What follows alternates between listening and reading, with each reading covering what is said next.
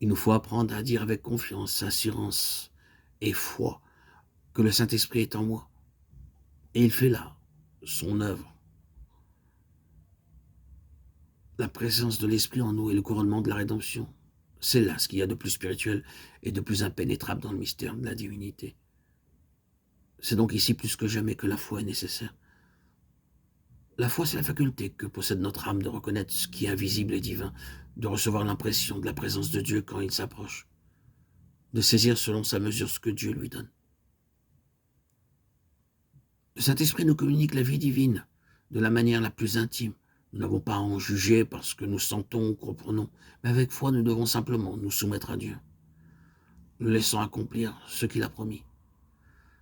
C'est la foi qui nous fait réfléchir, adorer, qui nous fait prier, nous confier chaque jour de nouveau, qui dispose notre âme à recevoir avec adoration et action de grâce cette parole du Seigneur. Il sera en vous. Jean 14, 17.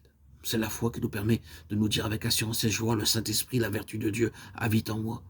Et je puis compter sur lui pour me conduire selon qu'il le jugera bon. Outre cette foi qui croit à l'habitation de l'Esprit en nous, il faut encore user de foi pour être conduit dans chaque cas particulier. Lorsque j'ai soumis au Seigneur une question dont mon âme a attendu de lui l'explication, je dois compter avec foi sur sa lumière, toujours prête à m'éclairer.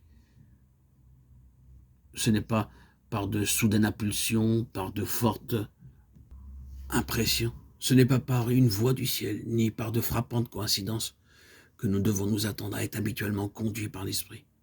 Sans doute, il y a des personnes qui ont eu de ces révélations-là. Il se peut que plus tard, lorsque notre nature sera plus spiritualisée, qu'elle vivra en contact plus habituel avec l'invisible, que nos pensées et nos sentiments deviennent les véhicules conscients de la voix divine. Mais c'est à Dieu qu'il faut laisser tout cela. Les premiers degrés de cette échelle sont placés assez bas pour être accessibles aux plus faibles. Dieu veut que chacun de ses enfants soit conduit chaque jour par l'Esprit.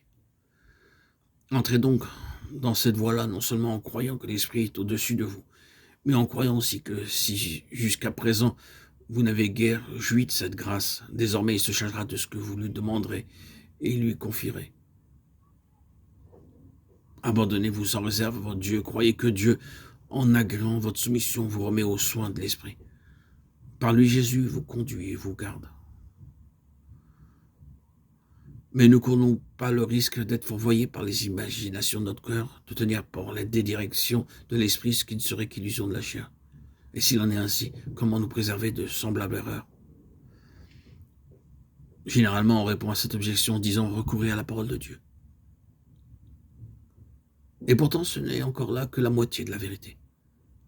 Que de fois on a voulu combattre le fanatisme par la parole de Dieu, interprété par la raison humaine ou par l'Église, faisant ainsi fausse route, tout autant que le camp opposé. Il faut donc dire que c'est la parole de Dieu, enseignée par l'Esprit de Dieu, qui préserve de cette erreur. C'est dans le parfait accord des deux que nous trouvons garantie et sûreté. Souvenons-nous que toute la parole de Dieu est inspirée par l'Esprit de Dieu et qu'ainsi c'est ce même Esprit qui doit nous en donner l'interprétation, le Saint-Esprit qui demeure en nous. Ce n'est que l'homme spirituel dont la vie intérieure est sous la domination de l'Esprit qui peut discerner le sens spirituel de l'Écriture.